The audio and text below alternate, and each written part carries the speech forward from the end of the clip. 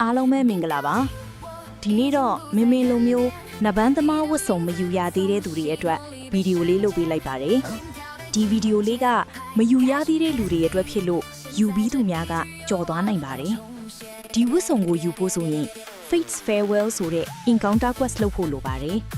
ကိုစီမှာ Quest မပေါ်သေးရင်ပေါ်အောင်လုပ်ဖို့မမေနဲ့အတူတူလိုက်လုပ်ကြရအောင်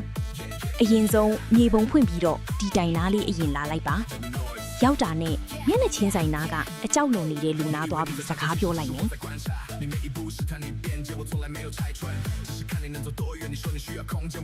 ပြောပြီးတာနဲ့အချိန်ကိုညတန်းခေါင်ထားလိုက်မယ်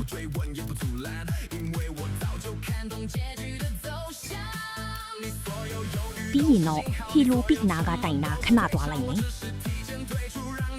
ပြီးတာနဲ့ပထမသွားခဲ့တဲ့တိုင်နာကိုပြန်သွားလိုက်မယ်ဒါဆိုရင်တော့ Encounter Quest လေးပေါ်လာပါပြီ track လုပ်ပြီးဆက်လုပ်သွားကြရအောင်အပေါ်နားလေးကိုတက်သွားကြည့်ရအောင်ဒီနားကကောင်လေးကိုစကားပြောလိုက်မယ်ပြီးတာနဲ့အပေါ်တက်ပြီးဆက်သွားကြည့်မယ်ဒီလူနှစ်ယောက်နဲ့စကားပြောလိုက်မယ်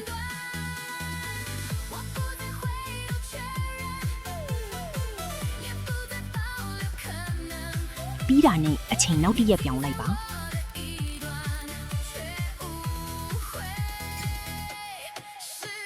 ပြီးတာနဲ့တောင်ချီနားသွားပြန်ကြည့်ရအောင်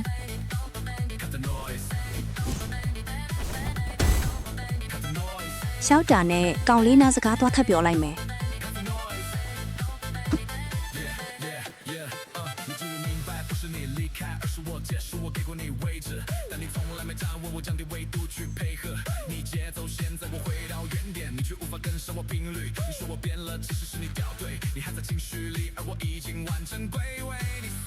ပြီးတာနဲ့သူသွားခိုင်းတဲ့နေရာကိုမြေပုံတောက်သွားလိုက်မယ်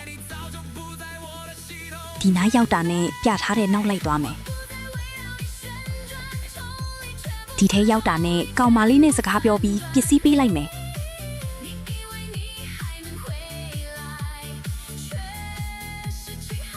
ပြီးတာနဲ့ပစ္စည်းကောက်ပြီးကောင်လေးနားပြန်သွားကြမယ်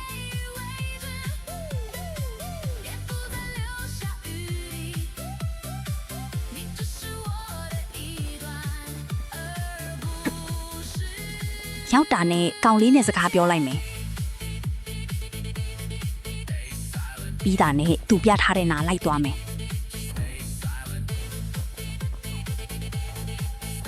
ခုနကလူနှစ်ယောက်နဲ့စကားသွားထပ်ပြောမယ်ပြောရအစမပြေလို့နှစ်ယောက်လုံးကိုတီးပေးလိုက်ရအောင်ပြီးတာနဲ့ထပ်ပြောမယ်ကဲပစ္စည်းတစ်ခုရလာပါပြီ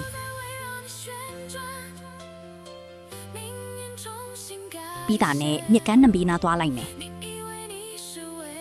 ရောက်တာနဲ့လှဲပြက်နာလေးအမြန်သွားကြည့်မယ်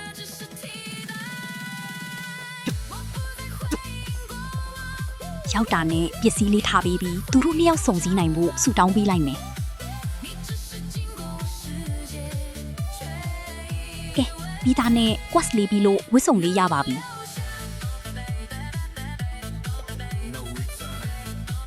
ပြောင်းဖို့ဆိုရင် back ထဲက quick use ထဲထည့်သုံးမှရပါမယ်ကဲပြောင်းကြည့်ရအောင်ရသွားပါပြီအားလုံးအတွက်အကျိုးရှိမယ်လို့မျှော်လင့်ပါတယ်နောက်ထပ်ဗီဒီယိုမှာပြန်တွေ့ကြတာပေါ့